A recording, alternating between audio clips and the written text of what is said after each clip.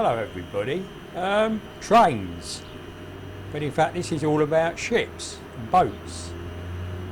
I spent a lovely day in my hometown of Harwich, and we had it quite busy in the harbour, and you may have seen on Look East that we had the ship in that blocked the Suez Canal, so I've got some of that. And we also had Sir David Attenborough, a research ship that will end up in the South Atlantic by the Antarctica, Port Stanley, leaving as well. So we've got some of that. So this is my local station, and if I pan across here, this is Barside Bay, which was meant to be made into a container port, but never was. And here is Sir David Attenborough waiting to depart in a few hours' time. As you can see, I managed to get the train coming back from Harwich station while I was going to the level crossing. So this was another ship coming in, and as you can see, it's Clacton-on Seaways, and as you can probably work out, it's got a load of trucks on there. So this is the first sight we had really of the Ever Given, which is this ship that blocked the Suez Canal, and very strange appearing over the trees there. And these are the tugs that go out and help them into Harwich Port, or rather Felixstowe, which is the other side of the river. And they're massive ships, they really are. They're 400 metres long, i.e. 4 times the length of a football field. And I suspect they must use some sort of form of transport to get from one end to the other. Wonder what they might use. So as you can see, it's very, very big. I've cut all the sound out because, as you can imagine, there's quite a bit of wind noise and also a lot of people talking, because there were quite a lot of people filming for this, including the BBC. And it has to turn this steep turn, and that's the tugs help it do the turn. And they can get really caught by the wind here. They can get really can be quite dangerous. You know, they do need the tugs. And I think there were about 4 tugs on this one. So there we are, Ever Given. Would you like to be the tug at the front? It's actually tied on. If you look very carefully, you can see a rope going from the bow. This one sort of pushes up against the side.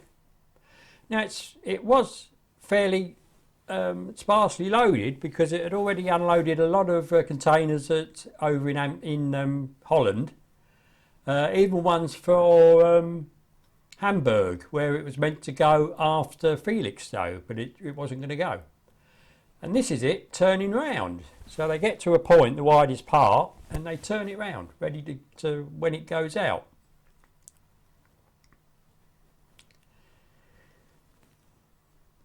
So as you can see, it's registered in Panama, which a lot of them are. And I think it looks pretty good, really. It then reversed up to its berth, which was quite a bit further up. And I moved, and I was lucky enough to get this old Thames barge leaving, along with the survey ship, explorer ship. Which, as you'll see, is not that small, but a lot smaller than things. So there we are, Sir David Attenborough. A far better name than Boaty Boatface, which is what everybody thought has jumped on the bandwagon about. I think this is far more appropriate. I hope you agree with me.